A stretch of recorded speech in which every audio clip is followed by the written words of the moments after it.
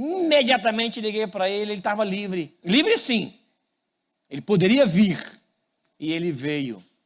E nós recebemos com alegria, com gratidão. E a nossa oração é que ele seja a boca de Deus para cada um de nós. Amém? Vamos orar então? Pastor.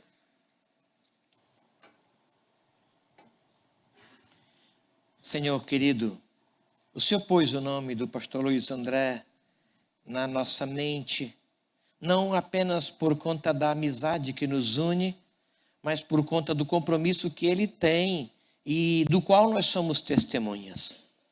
É por isso, ó Deus, que nós o convidamos e ele prontamente aceitou e está aqui.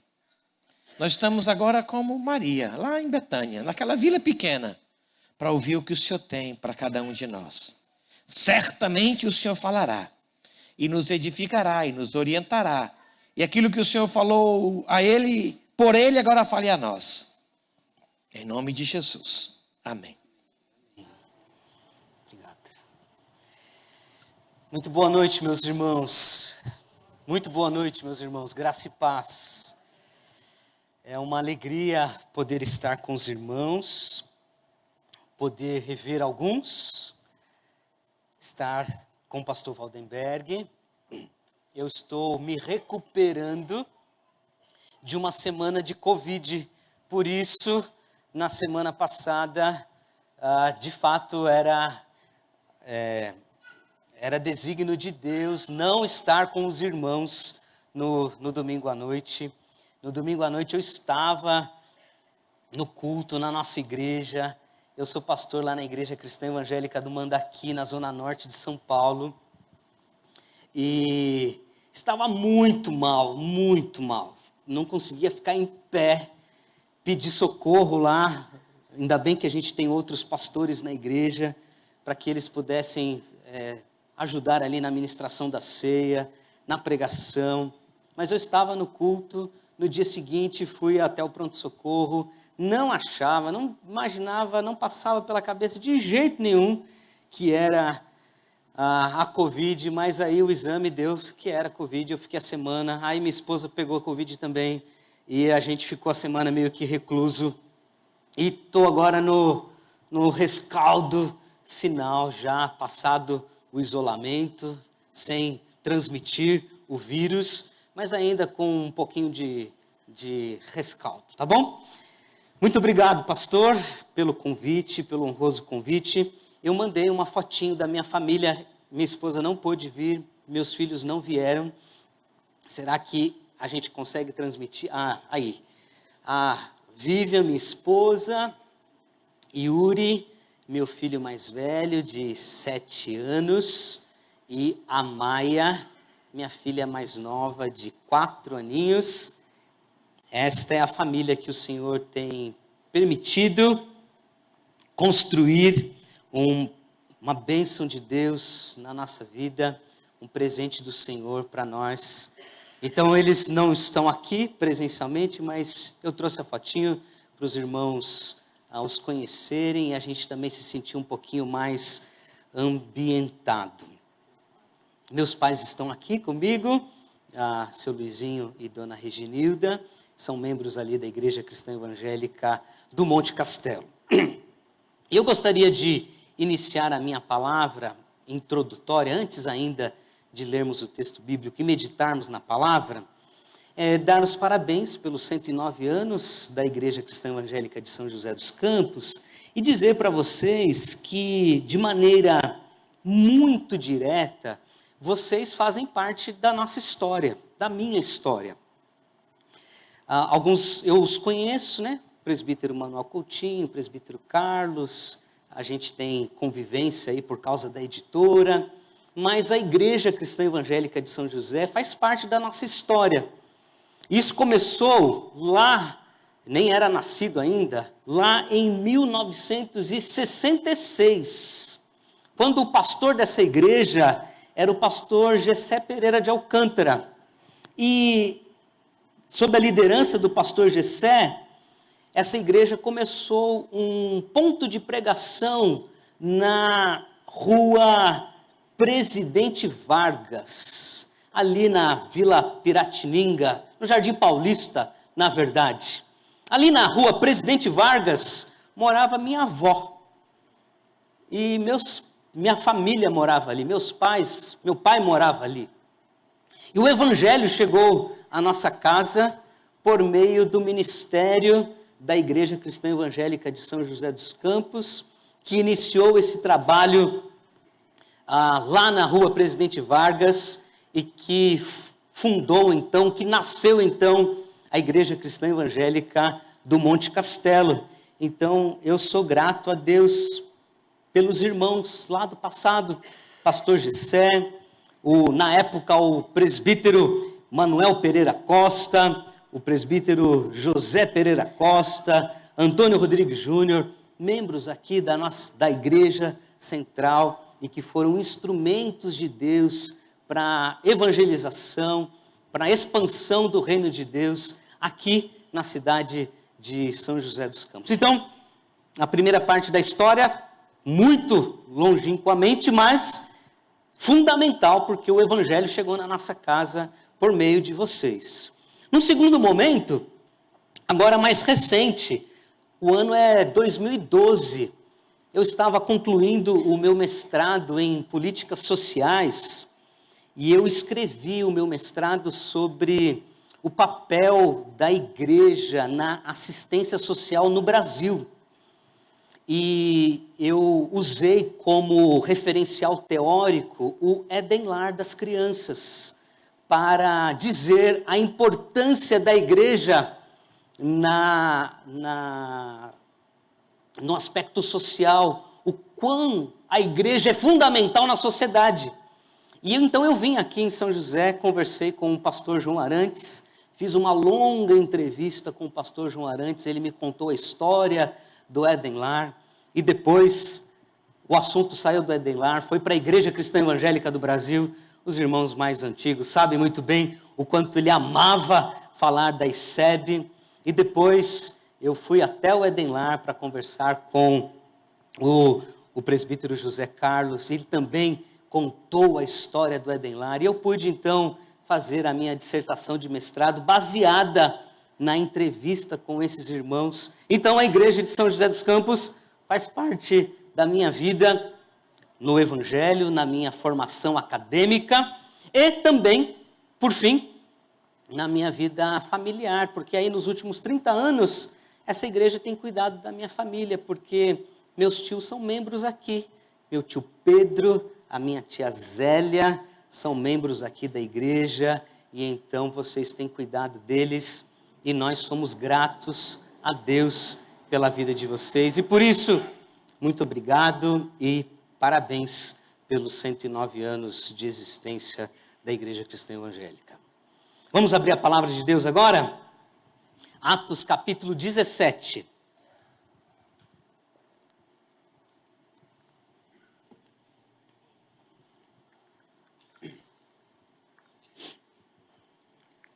Atos capítulo 17.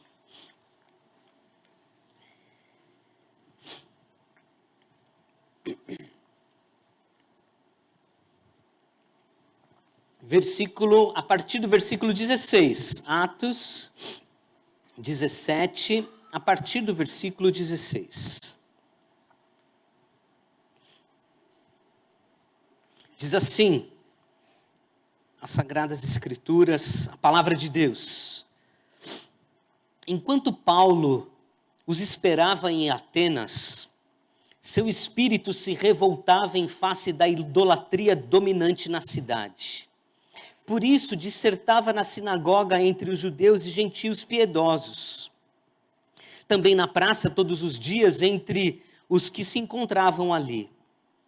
E alguns dos filósofos epicureus e estoicos contendiam com ele, havendo quem perguntasse, que quer dizer esse tagarela?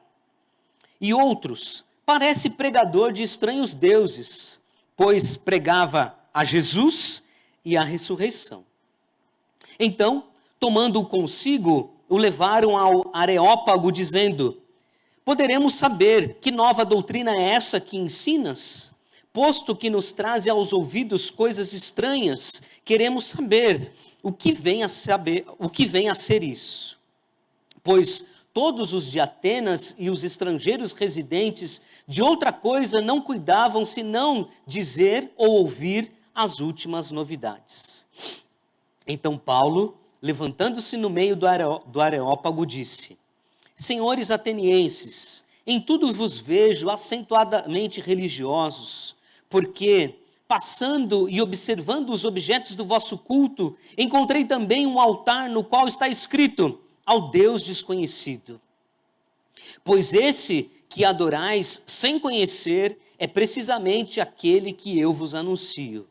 O Deus que fez o mundo e tudo que nele existe, sendo ele Senhor do céu e da terra, não habita em santuários feitos por mãos humanas, nem é servido por mãos humanas, como se de alguma coisa precisasse, pois ele mesmo é quem a todos dá vida, respiração e tudo mais.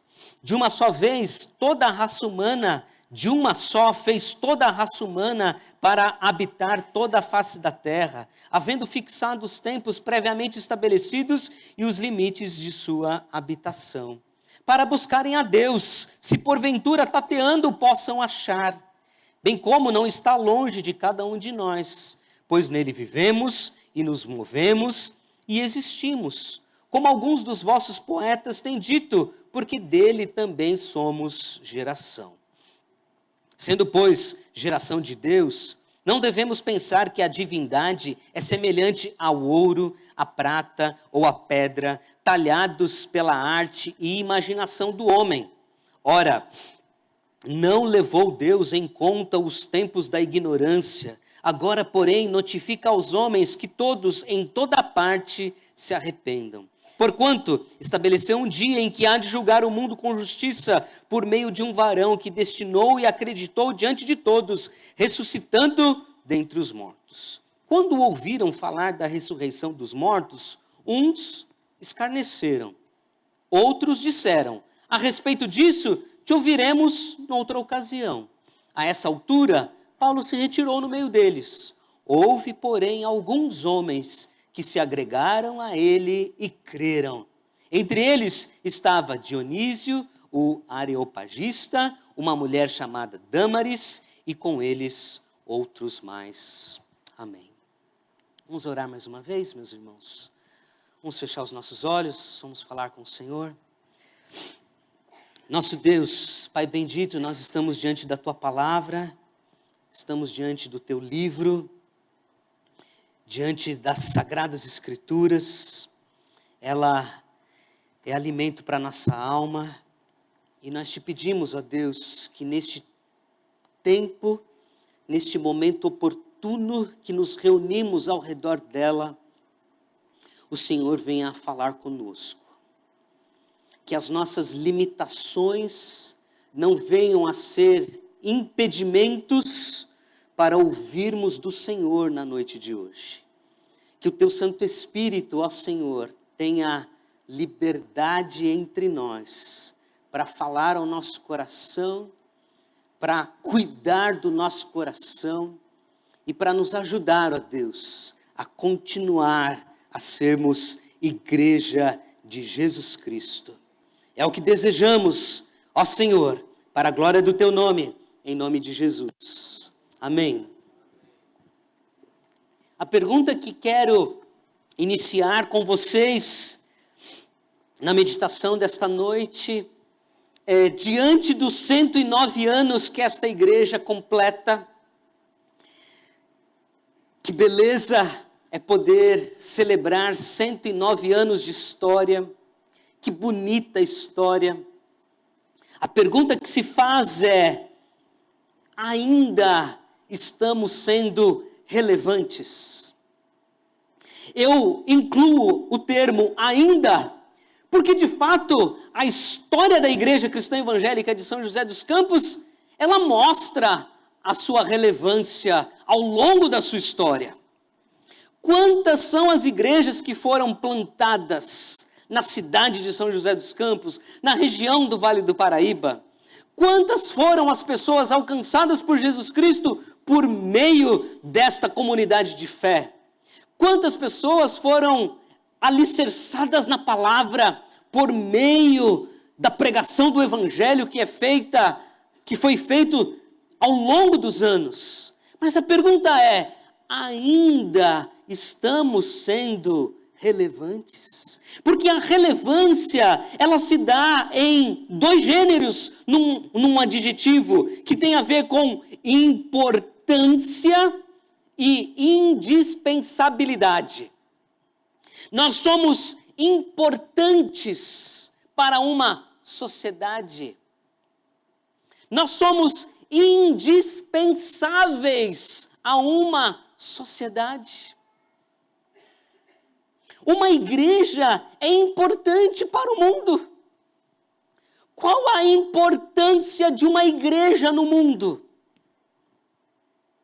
Qual a necessidade de se colocar uma comunidade de fé num mundo onde não se tem mais fé? Onde cada vez mais as pessoas estão colocando a sua fé em objetos, ou em crendices, ou em movimentos. São tantos os movimentos que vão circulando a nossa sociedade, que vão nos movimentando, que vão nos trazendo, que vão mexendo com a gente, que nem sempre a gente percebe que nós já estamos nele, que já estamos pensando como a sociedade, que já estamos vivendo como a sociedade. E então se faz necessária a reflexão. A igreja ainda é relevante para um mundo contemporâneo, para um mundo sem Deus, para um mundo que precisa de Jesus Cristo, que precisa conhecer as boas novas do Evangelho. A igreja tem a sua importância, a igreja se destaca, a igreja ela é indispensável nesta realidade, neste século. Eu quero afirmar, sim, a igreja ela é indispensável para este mundo. A igreja, ela é importantíssima neste mundo, porque ela é o agente de Deus para a transformação das realidades. E o texto que li para os irmãos, este texto de Atos, capítulo 17, nos mostra o apóstolo Paulo inserido numa sociedade, inserido numa cidade. Na verdade, a Bíblia Sagrada, em toda a sua história, de Gênesis a Apocalipse, ela está inserida numa história, ela está inserida em sociedades, no meio de gente, misturada com os contextos, com as culturas. E nós estamos num texto onde o evangelista Lucas, de forma primorosa, registra esse que nós poderíamos chamar de ápice, de onde o evangelho é capaz de chegar.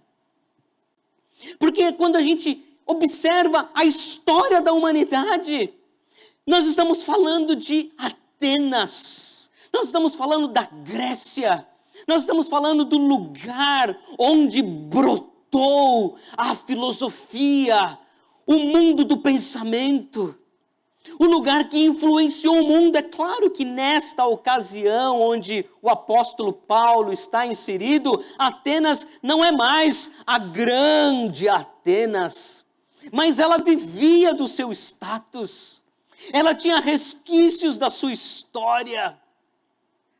Nós estamos falando do lugar mais importante do pensamento do mundo da época. E ele está ali, e ele está ali, e ele está sendo relevante, ele está sendo indispensável. Ele está sendo importante para aquela sociedade. E é interessante que, se você ler o capítulo 16 e o capítulo 17, você vai perceber que Paulo não planejou ir para Atenas. Não foi um percurso organizado. Na verdade, o apóstolo Paulo foi conduzido, foi expulso de Tessalônica, de Bereia, e os tessalonicenses estavam revoltosos, querendo matar o apóstolo Paulo. Então os discípulos, os companheiros de oração do apóstolo Paulo falaram assim: vamos levar um pouquinho mais longe, vai para Atenas, fica aí para acalmar os ânimos.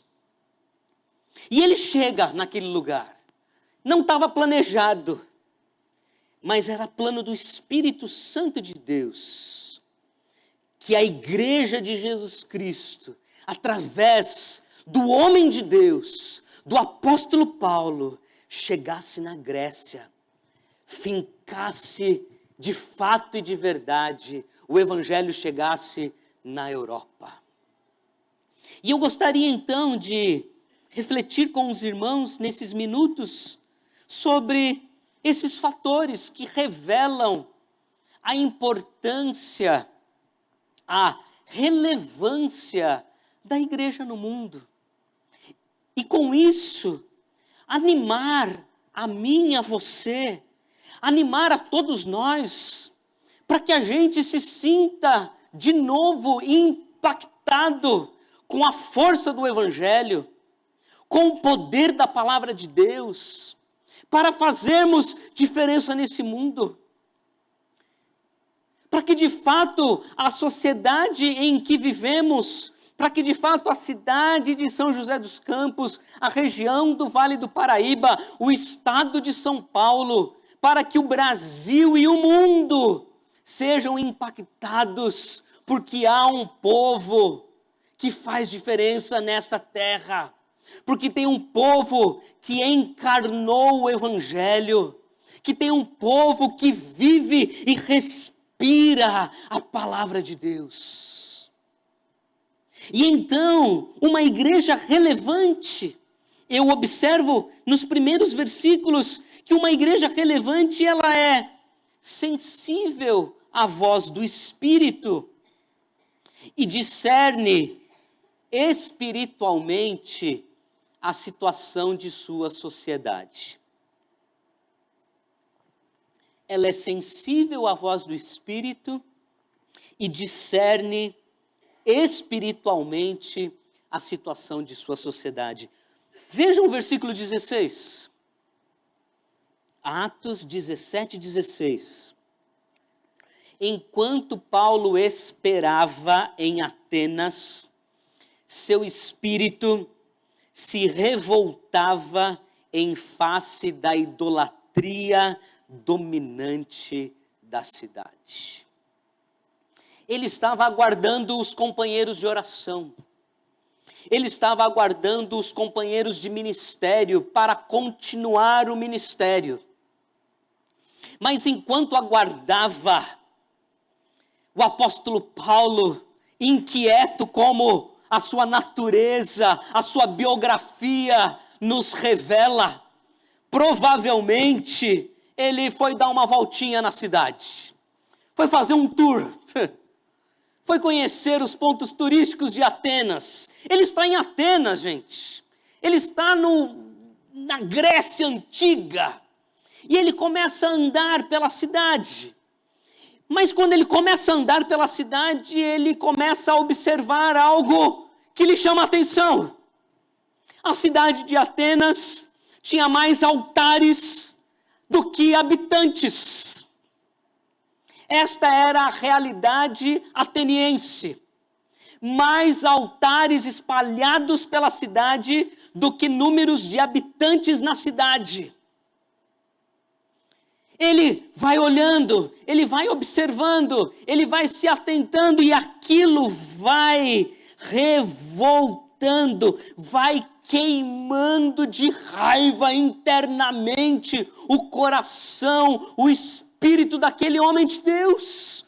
Porque sendo alguém sendo Paulo alguém que conhece a Deus, sendo Paulo alguém que conhece o Deus que é santo, conhece o Deus que é vivo, conhece o Deus que nós acabamos de cantar, que enviou o seu Filho Jesus Cristo para morrer na cruz do Calvário, para nos substituir, para ressuscitar dentre os mortos, para pagar a nossa dívida, o nosso escrito de dívida, na qual ele foi chamado fora do tempo, para proclamar o evangelho aos gentios, sendo ele conhecedor e vendo aquele contraste de gente que está adorando a deuses e outros deuses e mais deuses. Aquilo faz com que ele conheça o descaminho da humanidade. Ele percebe que aquela sociedade está completamente depravada espiritualmente. Ela está distanciada de Deus. Ela está corrompida. Ela está afastada do Senhor. Ela carece de Jesus.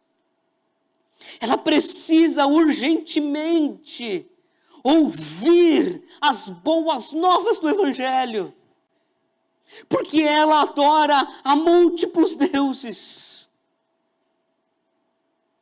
A nossa sociedade, meus irmãos, não está muito diferente da sociedade ateniense da época do apóstolo Paulo. Quantos são os deuses criados por nós mesmos? Nessa época que antecede ao período político, quantos novos deuses estão sendo levantados? Quantos salvadores estão sendo construídos? Enquanto nós precisamos nos lembrar que a nossa sociedade sem Jesus Cristo, ela está completamente depravada, distanciada de Jesus, precisando urgentemente ouvir do Evangelho. Quando a gente percebe essa sensibilidade da voz do Espírito, o capítulo 16 do Evangelho de Atos vai mostrar exatamente isso. O tempo todo, o Espírito Santo está conduzindo o apóstolo Paulo. No capítulo 16, no versículo 6, eles foram impedidos pelo Espírito. No versículo 7, o Espírito de Jesus não o permitiu. No versículo 10, eles têm consciência de que Deus havia chamado eles para anunciar o Evangelho. Há a urgente necessidade da gente aprender ou reaprender a ouvir a voz do Espírito de Deus e aprender a separar a voz do Espírito de Deus das múltiplas vozes que tanto ouvimos neste mundo, inclusive a voz do nosso próprio coração. Ouvir a voz do Espírito, olhar para a sociedade e perceber como esta sociedade está espiritualmente, como está a situação espiritual desta sociedade. Uma igreja relevante, ela discerne espiritualmente a sociedade em que vive e ela é sensível à voz do Espírito. Mas uma igreja relevante, uma igreja que tem a sua importância, que marca a história, que faz diferença neste mundo, ela vai além, ela interage com a sociedade que ela está inserida e ela dialoga com a sua cultura. Vejam o que está acontecendo a partir do versículo 17. Vejam como o apóstolo Paulo, ele está se envolvendo em diversos segmentos da sociedade. 17. Por isso, dissertava na sinagoga, ambiente religioso, entre judeus e gentios piedosos, mas também na praça. A praça aqui não é somente uma praça pública como as nossas praças da cidade, da cidade do século 21. A praça aqui era o ágora. O ágora era um local de debate público. Era um local de assembleias. Era um local para pequenas decisões, eleições, julgamentos, para compras e vendas, para alguns tipos de negócios, algum tipo de transações.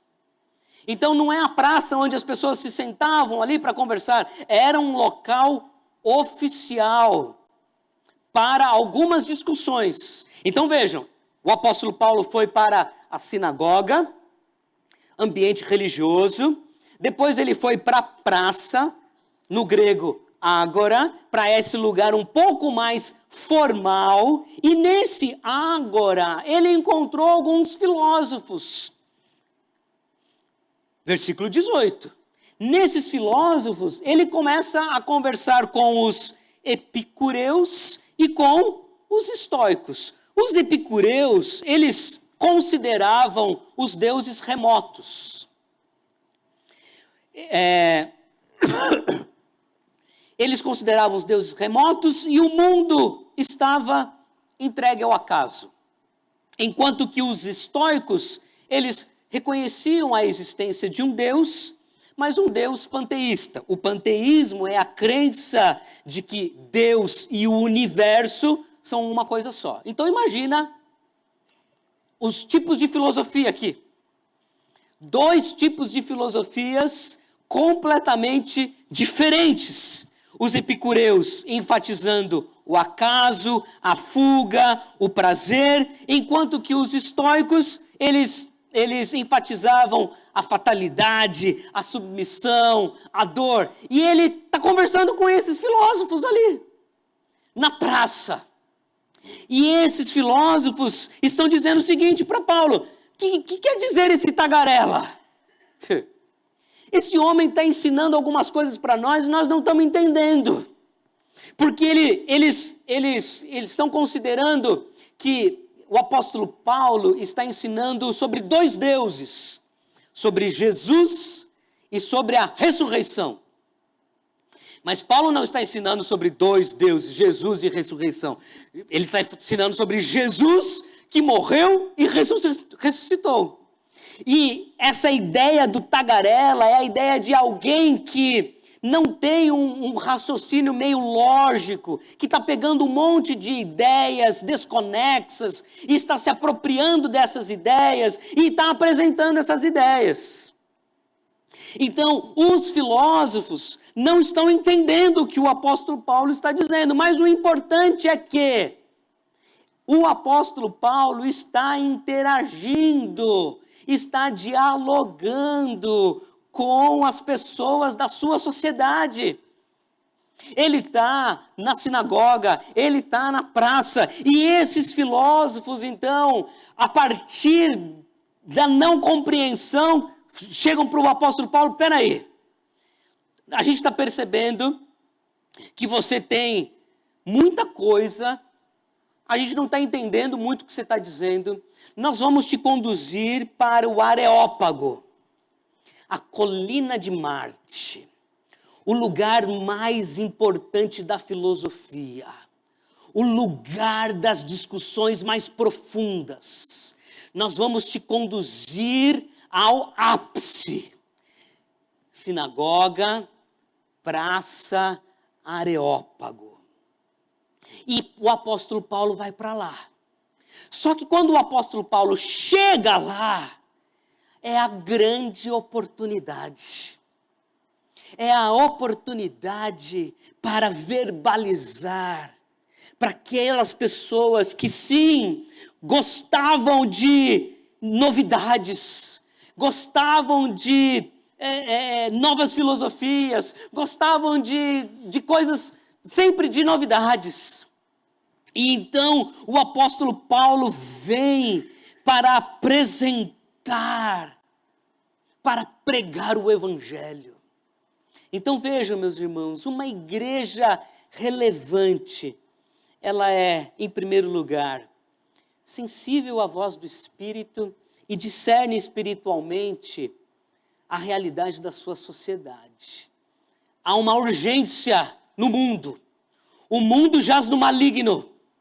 O mundo precisa de Jesus. Uma igreja relevante, ela interage com a sua sociedade e dialoga com a cultura.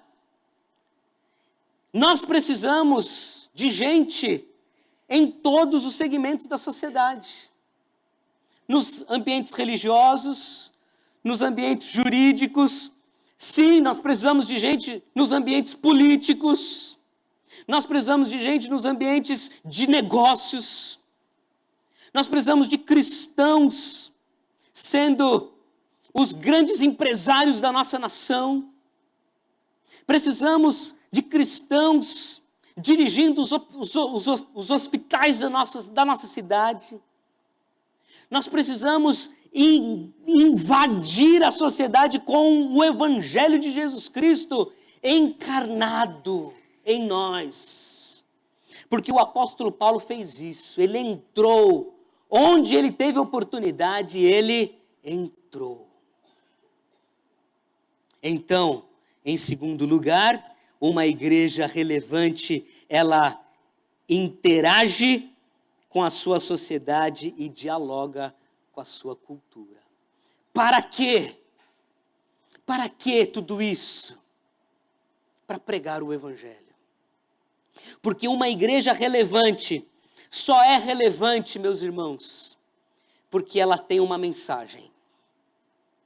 Sem a mensagem cristã, sem a mensagem do evangelho, sem a pregação da palavra, ela jamais será relevante.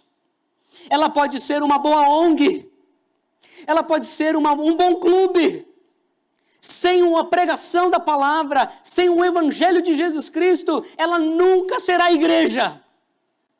Mas para ser igreja e para fazer a diferença no mundo, ela precisa pregar o evangelho. E é o que o apóstolo Paulo faz a partir do versículo 24.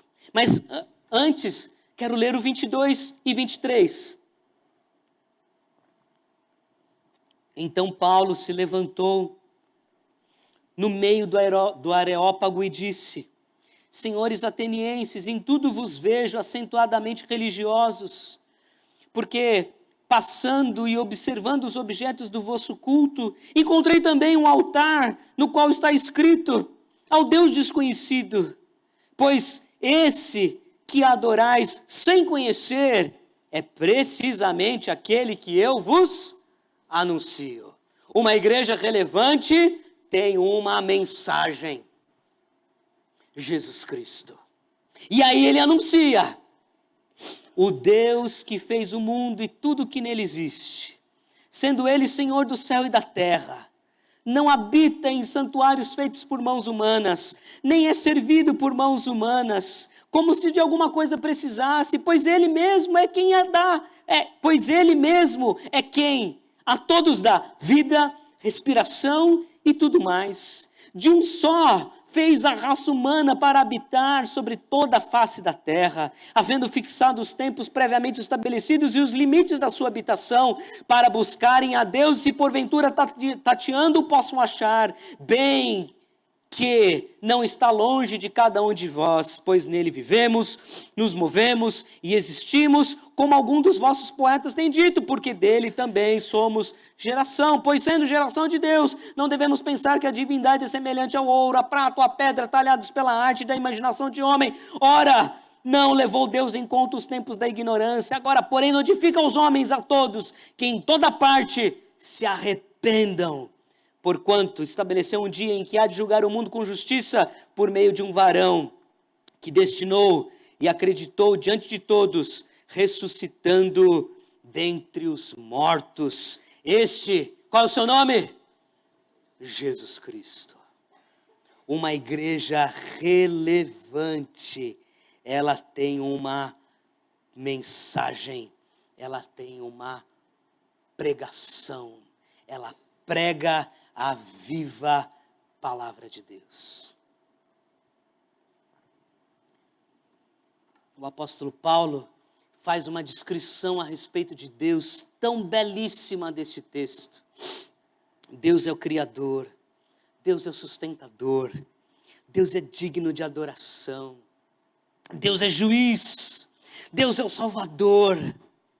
Em outras palavras, meus irmãos, ele aqui não vai filosofar, ele vai dizer, uma mensagem, Deus, é Deus, vocês precisam de Deus, vocês precisam de Jesus Cristo, sem Jesus Cristo estão perdidos.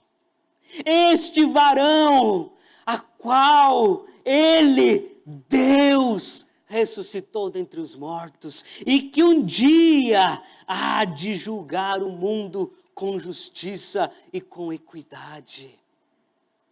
Há nos nossos lábios uma palavra, uma certeza plena, uma certeza jubilosa, uma certeza respeitosa. Jesus Cristo deve estar nos nossos lábios, deve estar nos nossos púlpitos, deve estar nas nossas igrejas, deve estar encarnado em nós. E onde passarmos, que Jesus Cristo seja visível, que seja audível, que a sua boca, que a minha boca proclame a Jesus Cristo. Não caia naquela falsa ideia, enganosa ideia. Pregue a Jesus Cristo, se possível, use palavras. Isso é engano, gente. Prega Jesus Cristo com palavras. A fé vem pelo ouvir e o ouvir a palavra de Deus. Pregue a palavra. Nós temos em nossos lábios, em nossas mãos, a viva esperança.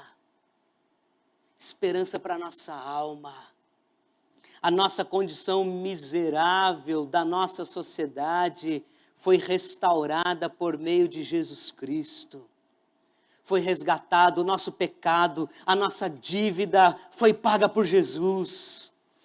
Daqui a alguns minutos nós vamos celebrar a nova vida em Cristo, o perdão dos nossos pecados.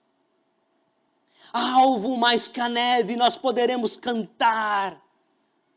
Porque o nosso nome foi escrito no livro da vida, porque Jesus Cristo morreu na cruz para nos salvar. E é esse Jesus que nós devemos anunciar. Uma igreja relevante prega a Jesus Cristo. Uma igreja relevante está inserida na sociedade, dialoga com a cultura.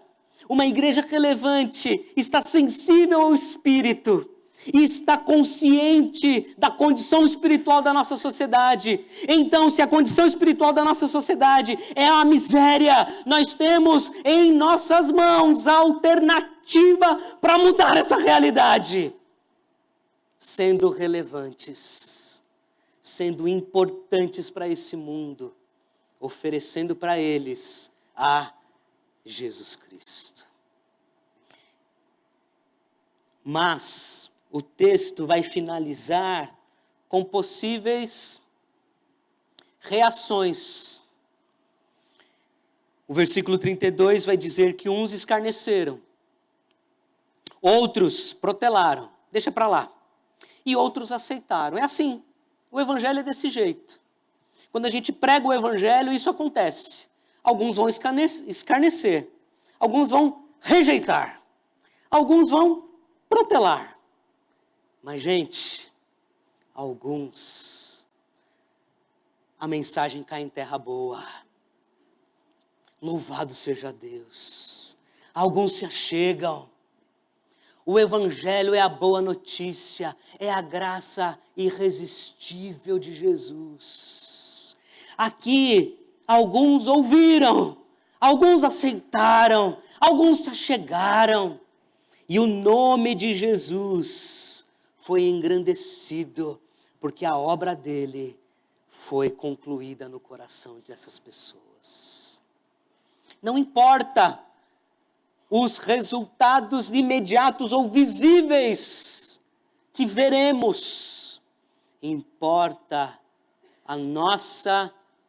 o nosso comprometimento com o Senhor do Evangelho e o nosso comprometimento em ser igreja de Jesus no nosso tempo, na nossa geração. É a nossa vez. Não adianta mais querer lembrar do pastor Gessé Alcântara. Não adianta mais querer lembrar do pastor João Arantes. O tempo já foi, eles já concluíram a missão deles, eles já descansam do gozo celestial. É a nossa vez. É hora de arregaçar as mangas e fazer diferença. Quem sabe é nessa geração que nós ouviremos a trombeta ou as trombetas de Jesus. Quem sabe? Para isso, sejamos fiéis, sejamos relevantes, sejamos fervorosos, sensíveis à voz do Espírito de Deus. Essa palavra, meus irmãos, ela tem, em primeiro lugar, esse viés missional, porque o ano da igreja é o ano da evangelização, não é? Então é uma palavra missional, que Jesus conduz essa igreja ao serviço, à proclamação, à relevância, e que os frutos venham. Mas eu gostaria de finalizar com uma palavra pastoral, porque o versículo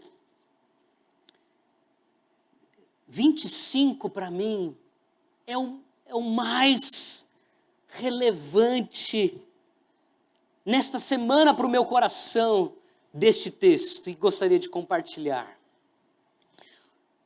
Diz assim: nem é servido por mãos humanas, como se de alguma coisa precisasse, pois ele mesmo é quem a todos dá vida, respiração e tudo mais. Na nova versão, Nova Almeida, ele é traduzido da seguinte forma: nem é servido por mãos humanas, como se precisasse de alguma coisa, pois ele mesmo é quem a todos dá vida, respiração e tudo mais. Na nova versão internacional, ele é traduzido da seguinte maneira: ele não é servido por mãos de homens, como se necessitasse de algo, porque ele mesmo dá a todos vida, o fôlego e as demais coisas. Mas na versão que eu tenho usado na minha igreja, que é a nova versão transformadora, ele é traduzido da seguinte forma: e Deus não é servido por mãos humanas, pois não necessita de coisa alguma. Ele mesmo dá vida e fôlego a tudo e supre cada necessidade. Meus irmãos, nós não precisamos servir a Deus porque Deus é um gerente.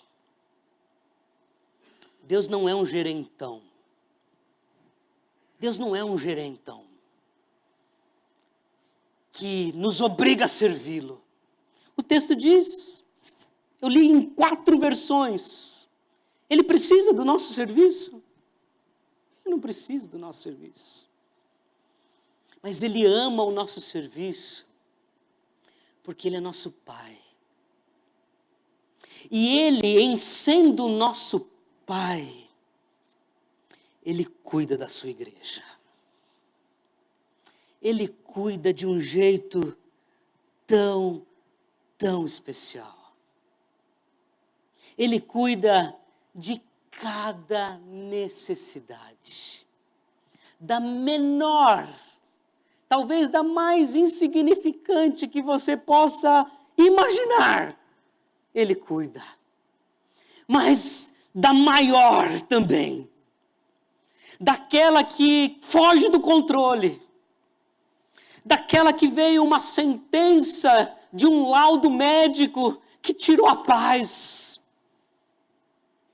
Que tirou perspectiva. Que tirou perspectiva de vida, de coração, que te encheu os olhos de lágrimas. O nosso Deus, Ele mesmo te dá vida. Ele te dá o fôlego. Ele te dá tudo. Ele nos supre todas as nossas necessidades. O nosso Deus é um Deus pastor. Então não adianta ser religioso.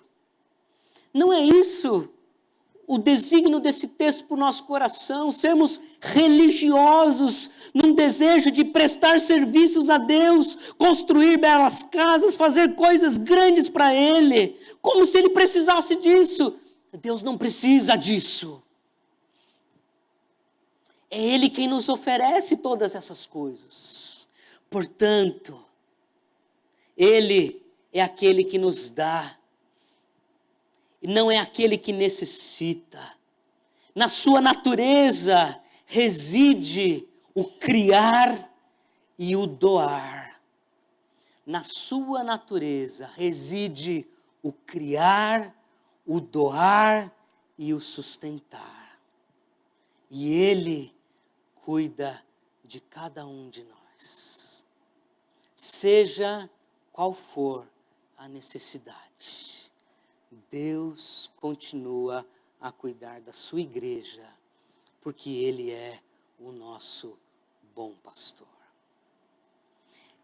A pregação do evangelho do apóstolo Paulo é uma pregação evangelística, sim, mas é uma pregação pastoral, sim, de nos lembrar, nós que servimos a esse Deus por 109 anos e continuaremos a servir, nós servimos a Ele, porque Ele nos ama, e nós o amamos, e Ele continua a cuidar da gente, e a gente não duvida disso, não duvide disso, do cuidado de Deus sobre a sua vida, da provisão de Deus sobre o seu coração, sobre a sua existência, sobre a sua família, sobre a sua igreja. O nosso Deus é o Deus pastor que cuida de nós. Vindo para a Igreja Cristã Evangélica de São José dos Campos, eu pedi para o pastor Waldenberg: pastor, será que ao término da minha palavra, a gente podia cantar uma estrofe de um hino? Será que a gente consegue? Ao 51, que diz: não desanimes, ó coração, Deus velará por ti. Põe tua angústia na sua mão. Põe a sua angústia na sua mão. Deus cuidará de ti. E o coro diz: Deus cuidará de ti por toda a vida, na dor, na lida. Sim, não te deixará, porque Deus cuidará de ti. O nosso Deus pastor que nos impulsiona para a missão, cuida de nós. Vamos cantar? Obrigado. Vamos louvar a Deus. Primeira estrofe, coro. E assim a gente louva Jesus, o nosso Deus pastor.